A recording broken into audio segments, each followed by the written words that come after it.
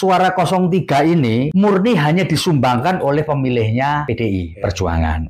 Dan ini buat mereka adalah suatu anomali. Masa sih hanya PDI, padahal di sana ada P3 yang menjadi koalisinya. Kurang tepat juga ketika kita mencoba untuk hak angket itu hanya kepada mereka yang ada di DPR dan Bawaslu. Hasil hak angket itu memerlukan yang panjang, pemakzulan memerlukan proses lagi. Jangan-jangan proses ini nggak nyampe selesai, Presiden udah ganti. Agak pesimistis saya. Karena itu tadi, ketika waktunya habis dan MK memutuskan, maka ya si Prabowo harus dilantik. Ketika seseorang dikritik lalu dia melakukan kontra kritik lewat proses politik, boleh. Yang tidak boleh itu adalah ketika dia menggunakan kekerasan dan aparatus untuk membungkam itu. Tidak ada lawan abadi, tidak ada kawan yang kekal. Yang ada hanya kepentingan. Negara menarasikan untuk kepentingannya atas dasar penyalahgunaan wewenang dan penggunaan anggaran negara, itu yang harus kita. Karena kalau orang di dalam sistem lalu melakukan kritik pada sistem, orang akan mencibir. Kalau Anda tidak suka sama sistem dan rejim, Anda harus berada di luar dong. Betul kan ya? Istilahnya Anda mengencingi sumur Anda sendiri.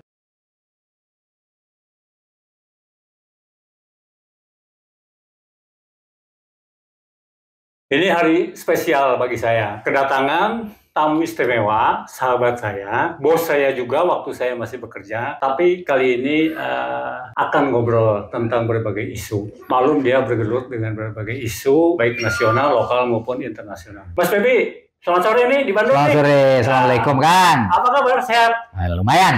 Ini sore yang cerah di Kota Bandung nih. Mas, kita ngobrol nih pasca pemilu ya. Kalau yang rame sekarang ini adalah konon PDIP lewat Ganjar Pranowo, capres dari PDIP, akan mengajukan hak angket. Kira-kira ini benar nggak sih? Mau terwujud nggak? Atau cuma ya bentuk kekecewaan sedikit saja lah. Nanti juga reda gitu loh. Ya, Kang, sebenarnya sebelum sampai ke sana, saya kepingin memberikan satu perspektif dulu. Setahu saya ya, setahu saya yang selama ini memang mengurus soal berita. Jadi ini bermula dari sebuah anomali yang dirasakan oleh 03, Pak Ganjar Pranowo maupun Pak Mahfud MD, maupun 01. Sebenarnya lebih banyak ke 03 yang merasa anomali. Ya, karena terpuruk ya. Karena dia berada di kisaran 18%, 17-18% berdasarkan quick count yang ada sekarang ini. Nah, tentu saja kalau quick count itu menunjukkan kondisi real, kalau ada penyimpangan 1-2%, rupanya apa yang diperoleh oleh 03 itu identik dengan perolehan suara dari PDI Perjuangan. Ya. Artinya sebenarnya suara 03 ini murni hanya disumbangkan oleh pemilihnya PDI Perjuangan. Berarti di luar PDI Perjuangan, Mas Ganjar ini atau Pak Mahfud tidak mendapatkan dukungan apa-apa. Dan ini buat mereka adalah suatu anomali. Masa sih hanya PDI, padahal di sana ada P3 yang menjadi koalisinya, ada Perindo, ya kan? Ada partai lain, ya, Hanura dan seterusnya. Nah, dari anomali itulah kemudian muncul sebuah persepsi bahwa terjadi sebuah pelanggaran pemilu yang sifatnya TSM, terstruktur, sistematik, dan masif, ya kan? Nah, lalu dari situlah kemudian dilontarkan gagasan mengenai bagaimana kalau kita mereka mengajukan hak angket lewat DPR, ya, yang dituju adalah KPU dengan Bawaslu, betul ya gitu. Cuman uniknya bahwa ini adalah proses politik menurut saya, Kang. Nah, proses politik di DPR ini tidak mudah. Kenapa? Karena proses politik, namanya politik ini kan take and give, betul nggak? Iya kan? Take and give itu saya dapat apa, saya ngasih apa, gitu lah. Dan take and give di dalam politik itu susah untuk dipastikan. Karena orang politik ini kalau dia bilang ya, artinya tidak iya. Ya kan? Kalau bilang tidak berarti separuh iya. Jadi menurut saya proses ini memerlukan sebuah effort yang luar biasa besar. Tapi bahwa menurut pandangan saya bahwa peluang itu ada, iya, karena memang secara konstitusional itu diatur, ya kan? Bagaimana DPR bisa melakukan sebuah pertanyaan atau penyelidikan terhadap suatu masalah tertentu. Dan menurut saya kurang tepat juga ketika kita mencoba untuk hak angket itu hanya kepada mereka yang ada di DPR dan Bawaslu. Karena di sini penyelenggaraan pemilu itu tidak sendiri. Karena di sana ada unsur pemerintah, ada unsur aparat keamanan. Menurut saya begitu. Jadi harusnya yang menjadi objek penyelidikan bukan hanya Komisi Pemilihan Umum dan ini pemerintah juga. Pemerintah Presiden juga. Lah, ya. Iyalah, gitu lah. Tapi sebentar nih, sampean yakin nggak kalau PDIP bakal solid dalam menyuarakan hak angket? Karena jangan dulu ngomong PKB sama Nasdem lah, solid dulu di PDIP deh. Yakin nggak? Kalau saya punya pengetahuan kalau PDI solid ya, tetapi PDI saja itu tidak cukup. Ya, tidak cukup. Ya, di PDI solid, ya solid. Meskipun di setiap partai pasti punya faksi, ya kan? Ya. Faksi. Tetapi menurut saya PDI cukup solid. Yang jadi pertanyaan adalah mitra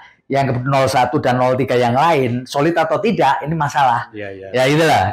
Kalau saya yakin dari apa yang saya tahu di PDI itu cukup solid untuk. Karena apa? PDI itu kayak tentara, Pak, Kang Jaja. Garis komando. Kalau ketua umumnya betul. Hak angket pasti semua ikut. Ya, karena Bu Mega punya otoritas yang luar biasa gitu. Surya Paloh sebagai ketua umum Nasdem, kemudian PKS ya lewat Mardhani Alisera, kan sudah ngomong nih kalau kami tinggal menunggu dari PDIP yang menggulirkannya. Nah, mereka kan sekarang menunggu. Ini PDIP-nya baru wacana saja, belum action nih.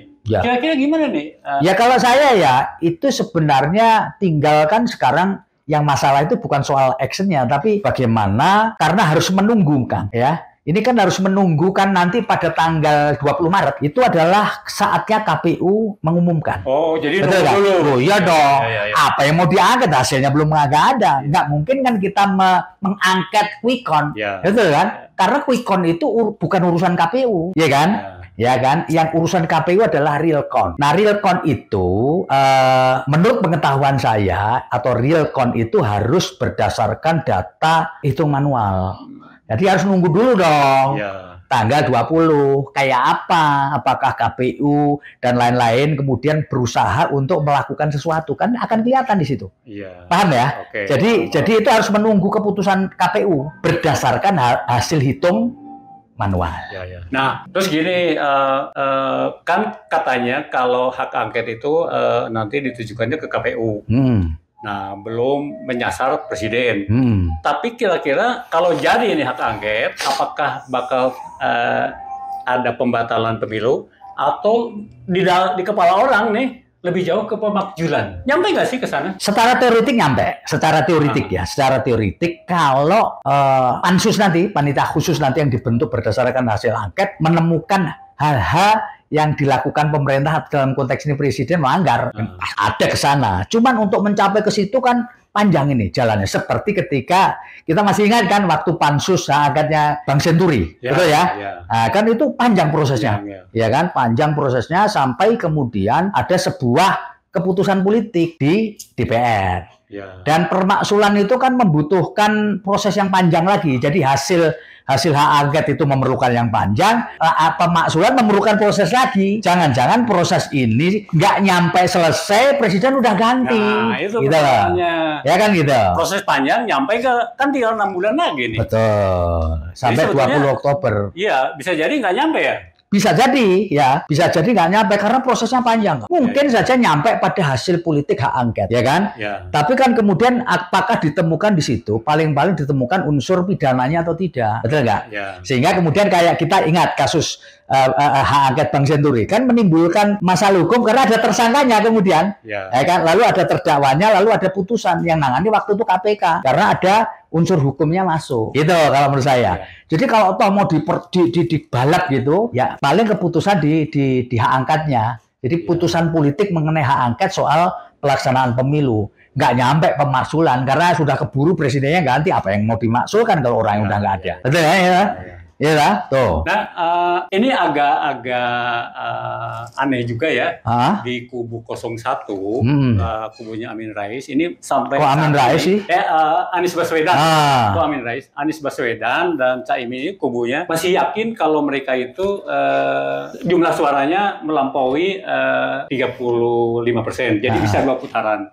Sementara kalau saya amati di real KPU sama di kawal pemilu, memang cuma 24%, sementara Prabowo juga 57-58 dan 03 Ganjar tetap di angka 17-18. Apa sih yang membuat kubu Anies ini kok yakin gitu bakal 2 putaran? Ya Kak, gini Kang, saya tidak tahu apa yang menjadi dasar keyakinan mereka. Tapi di sejarah pemilu, keyakinan itu kan selalu ada, betul nggak? Ya. Prabowo dulu bahkan waktu 2019 yakin akan hitungannya sendiri sujud syukur, gitu kan? Masih ingat kan? Ya. Jadi semua pihak ketika menyampaikan kepada publik harus yakin bahwa nanti itu tidak terbukti, itu soal belakang. Iya kan? Ya. Dan di politik kan biasa aja kan, iya kan? Bukan lumrah, gitu ya? Lumrah, menurut saya lumrah. Semua kontestan harus begitu. Di kubu Ganjar juga harus begitu. Di kubu Anies juga harus begitu, ya kan? Ya. Asalnya dari mana? Karena tidak dibuka di publik, saya juga tidak tahu, gitu ya. Tapi kan kalau saya bandingkan, kalau di kubu Ganjar ya sama Mahfud, dia fokus pada soal kecurangan, TSM, ya, terstruktur, masif dan sistematis. Ya. Kalau di kubunya Anies itu banyak klaimnya tuh. Pertama klaim dia menang, kedua klaim menuduh curang pemerintah atau 02 lah ya. Kemudian juga ada yang lewat sosial media ya, kan jadi nggak fokus. Kalau 03 fokus terhadap kecurangan TSM, kalau ini katanya klaim menang, tapi juga nuduh curang. Nah, sebenarnya sama kan, kalau sepengetahuan sama, mau 03 mau 01 itu mendalilkannya sama. Jadi dari mereka tuh lagi mengumpulkan dokumen C1. C1 itu adalah hasil penghitungan di TPS. Ya. Itu namanya kodenya C1 yang ada ditandatangani para saksi. Mereka semua masing-masing mengumpulkan dari seluruh Indonesia untuk sama-sama merekap, ya kan? Nah, kalau rekapan itu kemudian tidak sama dengan hasil rekapan KPU, itulah yang nanti akan dibawa ke MK. Ya kan? Nah, soal kecurangan itu nanti akan dibawa ke posisi ke alasan untuk menggelar hak angket. Jadi beda. Ya, tapi di sisi lain dari kubu Anies ada klaim kemenangan kayak jumpa pers gitu loh. Ya nggak apa-apa. Kayak Lembong. Ya nggak apa-apa. Jadi nggak fokus. Nggak apa-apa ini kan. Persoalan apa? Makanya nggak apa-apa karena itu tadi di KPU real count itu kan belum kelar.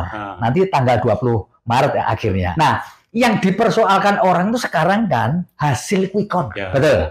Hasil quick count itu dilawan oleh timnya Anies sama mereka punya kumpulan mereka dari laporan quick count juga sebenarnya, tapi berdasarkan hasil C1 mereka sendiri.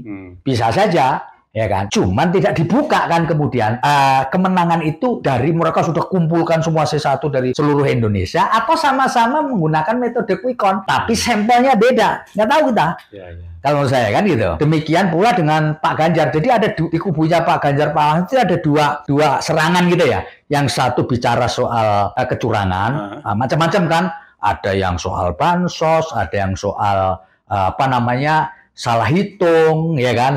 Kemudian soal penggalangan aparat dan seterusnya, ya kan. Itu untuk membuktikan TSM, ya kan. Ya. Nah, yang lain dia lagi ngumpulin juga apakah C1 dari para saksi mereka di seluruh Indonesia ini sama nggak dengan quick count yang selama ini dipublikasikan oleh lembaga survei. Kan KPU belum mempublikasikan apapun. Nah, kan? Nah, sistem hitung itu kan kemudian sebenarnya hanya sebagai referensi kan. Kita tahu bahwa endingnya adalah penghitungan secara manual. Ini menurut saya kan. Nah, kira-kira nanti yang akan dibidik ke MK itu apakah soal ngaconya penghitungan suara atau selisih gitu ya, seperti diatur di Undang-Undang Pemilu, atau sebetulnya seperti isu mengenai bagi-bagi bansos, pengerahan aparat desa dalam mengancam warga kalau tidak pilih 02, bansos dihentikan, itu akan dibawa nggak? Nggak bisa kan? Nggak ya? Nggak bisa. Isu itu hanya bisa dibawa di hak angket. Nah, tapi di MK itu hanya mengenai penghitungan. Ada selisih antara C1 dengan bukti-bukti dengan apa yang sudah diputuskan KPU. Jadi, dispute di Mahkamah Konstitusi itu baru ada ketika KPU mengumumkan, ini loh hasil rekapitulasi kami berdasarkan hitung manual. Lalu, kalau terjadi selisih, maka itu yang nanti akan didisputekan atau dipersoalkan di MK, adu bukti. Nah, tim 01 mau, oh enggak, satu kami di X, di Y, provinsi ini jumlahnya sekian. Di KPU kok sekian. Nah, kan gitu yang dipersoalkan. Makanya di sini banyak lawyer yang mengatakan ujung-ujungnya sebenarnya apakah masing-masing kalau nanti ada penggugat dalam pemohon di dalam MK itu mereka punya C1-nya nggak gitu. Ya, kalau nggak punya, ya? Nah, kalau nggak punya itu, ya apa lalu yang mau jadi dasar? Makanya seringkali diperolok dalam Mahkamah Konstitusi itu mahkamah kalkulator, karena dia hanya menghitung apakah penghitungan dan seterusnya itu cocok nggak berdasarkan apa yang terjadi senyatanya di setiap TPS, ya kan gitu. Tapi soal bansos, soal ancaman, soal intimidasi nggak bisa, gitu loh. Kan kita ingat juga di MK agak susah untuk membuktikan itu di MK karena waktunya pendek, ya kan. Baru bisa ketika dalam proses politik lewat hak angket, hak penyelidikan yang dilakukan oleh DPR lewat pansus. Dan bukti itu kan harus menyentuh angka melampaui gap yang sekarang ada kan? Siapa? Yang di mana ini? 01 dengan 02 dong. Yang di mana? Maksud di MK atau di MK? Ya. Kalau misalnya cuma selisihnya 1 juta, 2 juta kan nggak ada artinya juga. Ya, tidak signifikan. Betul, tidak signifikan. Ya. Kira-kira ini nyampe nggak sih kecurangan itu selisih itu sampai ke situ gitu? Ya. 24 dengan 58% itu. Kalau 10 juta itu. Ya, kalau masing-masing kubu pasti meyakini mereka punya bukti itu dan harus menyampaikan itu kepada publik kan, gitu. Tapi nyatanya apakah itu bisa proving itu bisa dibuktikan di Mahkamah Konstitusi kita nggak tahu. Karena tentu itu nggak mungkin dipublikasikan kan. Karena itu kan senjata kan, ya kan. Kalau dipublikasikan orang tahu, oh ini lemah ini, maka tentu itu menjadi, iya kan. Kalau kita berperkara di pengadilan, tentu kita nggak mau buka bukti, buka kartu di publik kan nanti di pengadilan. Ya, jadi kita nggak tahu kalau itu dibuka bodoh amat gitu loh, bodoh bener gitu loh maksud saya. Iya kan? Di situ letaknya. Kalau menurut saya, Kang. Kalau keyakinan sampean ini endingnya ini Pilpres ini ya, dilantik nggak nih Prabowo ini? Atau akan terjadi sesuatu? Makanya kalau kita menurut ke bawah pasti akan dilantik karena saya pesimistis bahwa mempersoalkan itu di MK akan menghasilkan keputusan yang signifikan dibandingkan itu. Agak pesimistis saya. Karena itu tadi, ketika waktunya habis dan MK memutuskan, maka ya si Prabowo harus dilantik. Bahwa kemudian proses politik kemudian menunjukkan bahwa ada TSM, itu baru nanti akan dipersoalkan lagi di forum hukum yang lain. Betul nggak? Ya, jadi sekarang ini bulan-bulan Februari, Maret, ya kan, nanti tanggal 20. Maret, April, Mei, Juni, Juli, Agustus, September, Oktober.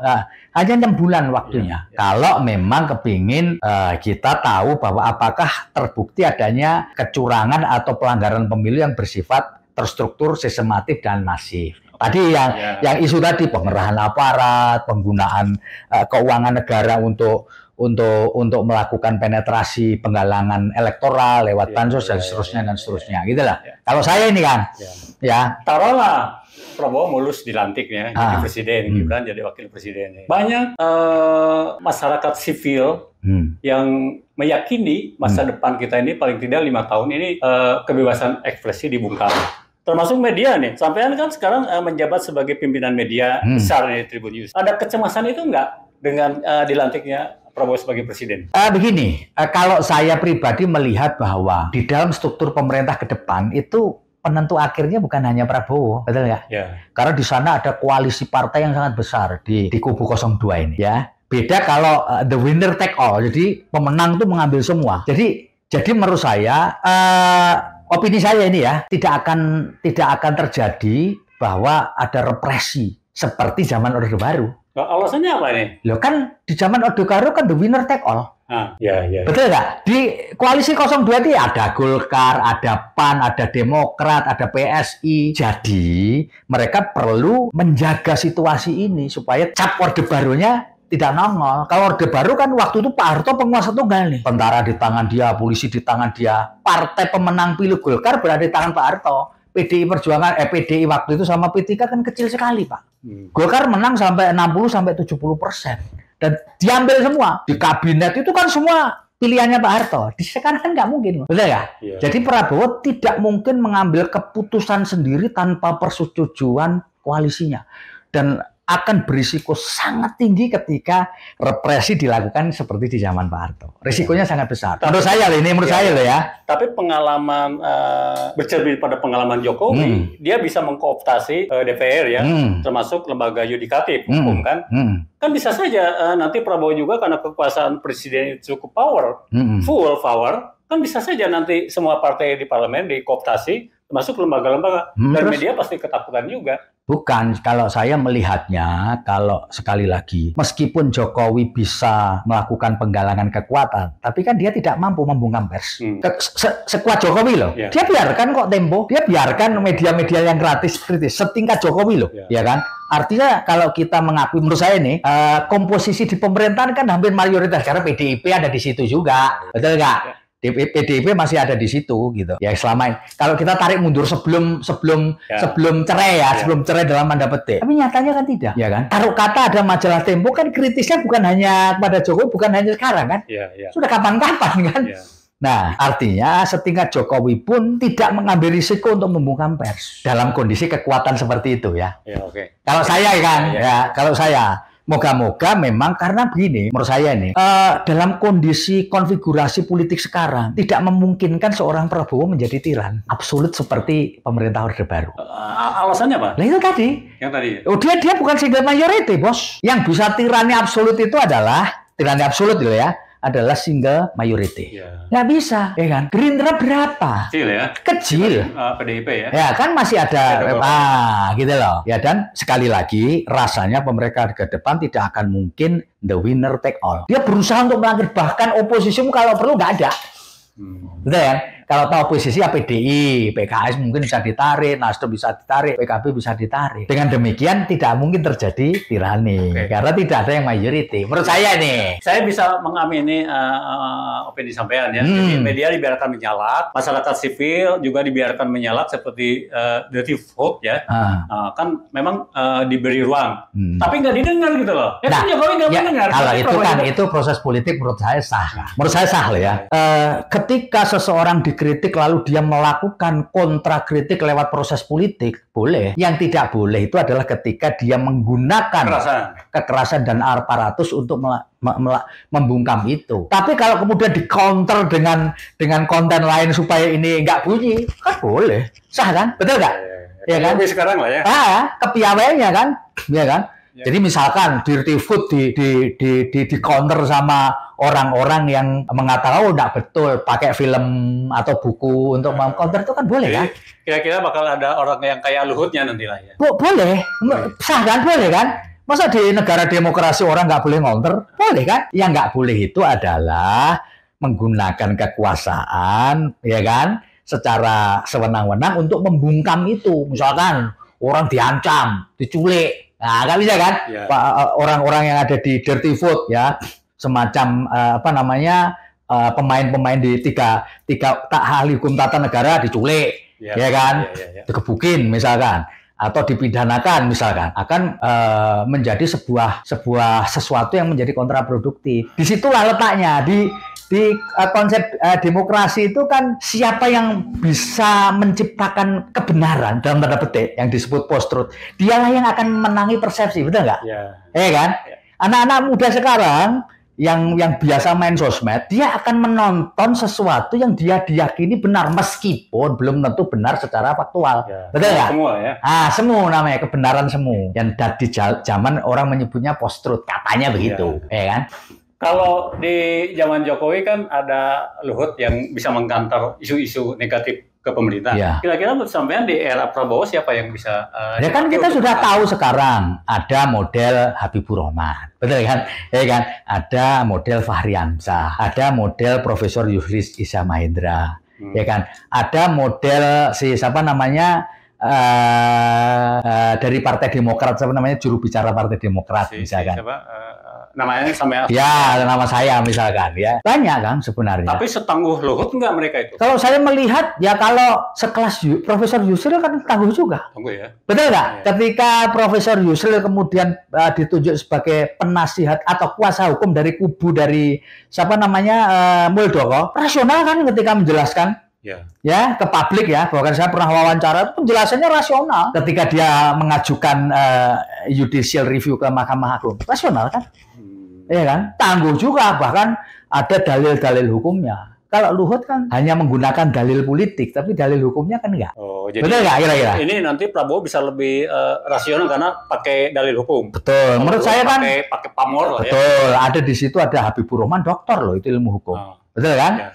Ya. Lalu ada Fahri Hamzah yang bisa ngemas itu secara politik. Kalau kita melihat pendapat-pendapatnya Fahri Hamzah di Instagram, itu jelas kan? Seolah-olah sekarang kan menjadi juru bicara pemerintah, betul kan? Sehingga kemudian dia dijuluki sebagai ngabalin kedua, kan gitu kan? Kalau kita, ya artinya sebenarnya masih banyak orang-orang yang bisa menjadi bumper atau orang yang memberi counter isu itu banyak. Terus menarik ini soal Fahri Hamzah ya, karena sampai nyinggung Fahri Hamzah. Fahri Hamzah itu kan pernah dia menjadi oposisi dan pengkritik paling keras Jokowi. Nah, sekarang kok dia seakan-akan membela Prabowo, ya sekaligus membela Jokowi dong. Ya, enggak. Perubahannya bisa begitu. Gini, sampean lama jadi seorang jurnalis ya. Kan pasti mengenal yang namanya what is the politics. Tidak ada lawan abadi, tidak ada kawan yang kekal. Yang ada hanya kepentingan. Kepentingan sama. Iya dong, kan itu wajar saja menurut saya. Nggak ada sesuatu yang aneh di dalam politik, betul nggak? Iya kan? SBY sempat menulis buku cawe-cawe Presiden Jokowi di tahun 2024. Lalu membiarkan anaknya menjadi menteri. Kan biasa, Kang. Betul kan? Ilmu rumus di politik itu mulai dari, menurut saya nih, dari zaman beliau yang sama. Tidak ada lawan abadi, tidak ada kawan yang kekal. Yang ada hanya kepentingan. Kan betul? Betul kan? Iya. Jadi nggak usah ditafsirkan aneh-aneh. Rumusan adagium politik itu aja yang dipakai. Jadi sampean kan selain pimpinan media kan ahli hukum juga nih. Dan ngerti politik. Perlu sampean cara-cara seperti itu memberikan pendidikan politik yang bagus nggak sih kepada masyarakat Indonesia ini? Menurut sampean ya? Ya, kalau saya melihatnya begini, ya, bahwa rumus adagium politik seperti itu. Justru saya kok kebalik. Jadi harus ada orang-orang atau lembaga-lembaga yang secara komitmen menyampaikan kebenaran hakiki dalam pengertian untuk melawan post-truth. Jadi biarkan manuver politik itu sah aja, Pak. Tinggal tapi ada pengimbangnya. Betul. Jadi pengimbang mau dirty vote itu pengimbang, Pak. Ya kan? Lalu kelompok oposisi itu pengimbang supaya masyarakat kita semua itu diberi suguhan yang berbeda. Ya kan? Kita tidak perlu menghujat. Bentar nih. Nyampe nggak masyarakat Indonesia kepada suguhan politik yang seperti itu? Kang, kalau saya percaya, Kang, ada satu peribahasa yang mengatakan air bisa menembus batu bukan karena kerasnya, tapi karena kerapnya. Seberapa kerap? Kalau sekali pukul lalu nggak ada follow up-nya, ya ambiar kan yang narasi yang lainnya terus menerus. Jadi ini kan main strategi dan main nafas. Kalau cuma dirty food selesai, ya sudah akan dilupakan orang karena banyak counter narasi yang terus menerus. Ya, maksud saya kan begini, narasi dirty food mungkin pengimbang. Media kayak Tempo, Kompas, Tribun juga pengimbang. Tetapi untuk masyarakat Indonesia yang tingkat pendidikannya itu mayoritas SD, SMP, dan mereka juga kehidupannya tidak sejahtera, narasi itu nyampe enggak? Enggak, begini, Kang. Sekali lagi, kan itu yang dimanfaatkan. Sekali lagi, Kang, ya, menurut saya dalam alam demokrasi itu wajar dimanapun, bukan hanya di Indonesia. Di Amerika pun kan ada perang narasi. Mana yang strateginya lebih bagus, mana yang kontinuitasnya jelas, mana yang menggunakan para influencer secara masif, itulah yang akan memenangi persepsi. Ngerti kan? Nah, sekarang kan para guru besar sudah menyampaikan sesuatu, betul kan? Lalu kemudian civil society menyampaikan sesuatu, counternya para influencer. Ya tinggal bagaimana kita. Ya kalah kan? Untuk ini sekarang kalah, tapi kan sekali lagi kalah tidak berarti kita harus menyerah kan untuk menciptakan narasi-narasi yang baru. Sebelum pendidikan dibenahi, sampean yakin nggak bakal menang? Yakin. Asalkan kalau saya yakin nggak. Kapan? Loh, itu soal kapannya kita nggak tahu, tapi siapa yang konsisten? Ya, siapa yang konsisten? Karena sekali lagi, siapapun dia, kalau dia bisa membuat narasi-narasi yang terus-menerus, ya, kita tidak pernah lelah. Ya, seperti yang saya katakan tadi, bahwa air bisa menembus batu, bukan karena kerasnya, tapi kerap. Sekerap apa kita bikin kontra narasi terhadap post-truth misalnya? Lah kalau sekali, dua kali, di sana 100 kali ya kalah kan? Gimana ente? Jadi betul ya? Kekuatan stamina. Kalau kayak gitu. Jadi soliditas, kekuatan nafas, lalu penggalangan, ya toh, lalu kemudian tentu logistik, itu akan sangat mempengaruhi bagaimana kita bisa menangi persepsi. Karena sekarang yang paling bentang itu kan gini, perception more than importer than reality, ya kan? Persepsi itu lebih penting ketimbang realitas. Oleh karena itu sekarang perang persepsi. Lah kalau kedua pihak ini, yang ini lebih dominan dan lebih konsisten, menang ini dong, Bang. Taruh kata A sama B gitu kan. Jadi kita tidak boleh, kalau saya ya, dalam alam demokrasi lalu mengatakan, oh ini masyarakatnya masih belum pandai, ya kan, oh masyarakatnya masih belum terdidik. Menurut saya itu adalah apologi yang membuat kita lemah. Kalau saya bisa apologi, ayo kita bikin kontra narasi sebanyak-banyaknya dan selama-lamanya.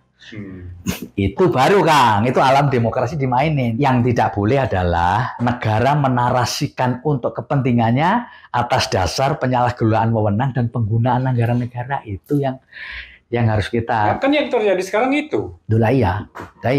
Tetapi institusi negara itu punya batasan. Ya siapa? Counternya ada di parlemen, betul ya? Kan begitu kan? Yeah. Nah, tinggal bagaimana kita meyakinkan. Inilah risiko dari sebuah demokrasi menurut saya, sekali lagi.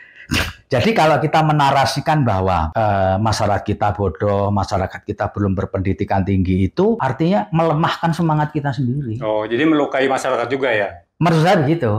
Iya kan? Jadi sebetulnya masyarakat sipil, kayak teman-teman di Dirty Vote itu tidak boleh menganggap ini akibat dari pendidikan yang dari masyarakat. Betul. Kan sekarang terbukti bahwa orang-orang yang percaya pada post-truth itu ternyata pendidikannya juga tidak rendah loh. Para sarjana, Gen Z kan, tidak rendah loh sarjana, mereka melek lah. Di kota juga.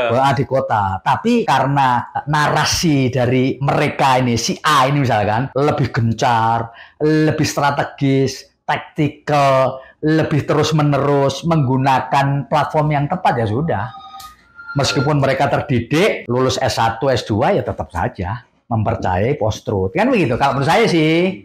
Gitu kan. Tapi politik post-truth yang menggunakan anggaran negara dengan menggelontorkan bansos dan sumber daya manusia dari aparat juga, bisa kalah nggak sama kekuatan masyarakat sipil yang mengandalkan media, sosmed? Bisa kan? Karena kalau sampean kan tentu orang yang sering membaca ya, literasi ya. Revolusi negara kan yang dilawan adalah penguasa semua kan? Ya kan? Ya. Revolusi di Rusia, revolusi di Prancis, revolusi di Cina, revolusi dimanapun ya. Itu yang dilawan kan penguasa yang punya logistik, yang punya kekuasaan, punya kewenangan, punya tentara, ya kan? Ya. Tetapi kan dalam sejarah kan terbukti bisa gitu. Oh, jadi sampean optimis bahwa kekuatan masyarakat sipil yang mengandalkan intelektualitas pada akhirnya bakal menang di Indonesia? Bisa. Saya katakan bukan bakal menang, bisa menang. Bisa menang. Atau ya kan? Konsisten. Ya banyak sih faktornya, diantara aja lah konsistensi. Ya. Bukan pasti menang, bisa. Ya. Dasarnya apa? Ya di belahan dunia lain kan bisa, betul kan? Ya kan? Uni Soviet itu bubar kan, ya kan? Tembok Berlin diruntuhin, ya kan? Itu kan para penguasa yang diruntuhin, dengan segala dayanya, segala kekuatan militernya, dengan aparatnya, kan bisa, gitu, ya kan? Oleh civil society kan bisa, why not gitu? Artinya apakah pasti? Saya nggak bisa katakan, itu namanya Tuhan Yang Maha Esa, bisa. Gitu. Dapat. Apa dasarnya? Ya contoh-contoh dari sejarah-sejarah di negara lain, ya kan? Sebenarnya termasuk di negara kita sendiri. Soeharto kurang apa, Pak? Betul nggak? Betul nggak? Ya. Tapi bisa di tahun 98. Betul nggak? Ya. Ya. Nah, sekarang saya mau nanya gini. Katanya masyarakat sipil yang berjuang di luar pemerintahan dengan kekuatan intelektual dan aktivismenya, mestinya jangan berkuar-kuar di luar pemerintahan, tapi harus masuk. Tapi kenyataannya saya nggak usah menyebut nama lah ya. Banyak aktivis yang punya integritas tadinya, baik di LSM maupun di kampus, punya kekuatan intelektual yang bagus, ketika sudah masuk pemerintahan tetap terbawa juga, terkooptasi. Masih yakin sampean bahwa masyarakat sipil itu berjuang untuk kalau sudah di dalam memang susah. Jadi harapannya hanya pada yang ada di luar. Di luar. Jadi itu satu kewajiban kritik dari luar itu ya. Kalau saya begitu sih. Kalau dia udah masuk, udah kena gitu ya. Ya, dia bagian dari sistem. Dia bagian dari sistem ya. Iya kan? Ambil contoh Mahfud MD. Ketika dia menjadi calon lalu mengkritik pemerintah, kan dibully. Anda di dalam kok ngeritik rumah Anda sendiri? Itu contoh konkret. Kan? Ya. Kalau mau ngeritik keluar dong. Iya kan? Ya kan? Artinya dari apa yang dikatakan Mahfud MD selama ini, artinya sebenarnya meskipun dia orang yang punya komitmen kuat, ketika di dalam kan nggak bisa. Iya. Iya kan? Betul nggak? Iya. Saya ingat aktivis Teten Mas Duki waktu dia mencalonkan gubernur Jawa Barat ya, bahwa kita ini sebagai aktivis demokrasi harus masuk. Karena kalau berjuang dari luar itu susah, tapi kita harus dari dalam harus masuk. Berarti sampean nggak yakin dengan omongan itu ya? Iya, karena kalau orang di dalam sistem lalu melakukan kritik pada sistem, orang akan mencibir. Kalau Anda tidak suka sama sistem dan rejim, Anda harus berada di luar dong. Gitu, betul kan ya? Istilahnya Anda mengencingi sumur Anda sendiri. Ya. Anda minum dari situ kok digencinginya sendiri. Ya. Anda pengkhianat berarti. Ya. Betul nggak kira-kira? Kalau mau ya kalau memperbaikinya harus dari luar. Maka dalam sistem demokrasi ala Barat ada yang disebutnya oposisi. Tapi istilah oposisi kan hanya ada di sistem parlementer. Ya kan? Yang kalau di sistem presidensial lalu dibentuklah sebuah istilah yaitu berada di luar pemerintah. Ya. Jadi Anda yakin bahwa kritik terhadap pemerintah itu kekuasaan satu kewajiban keniscayaan ya?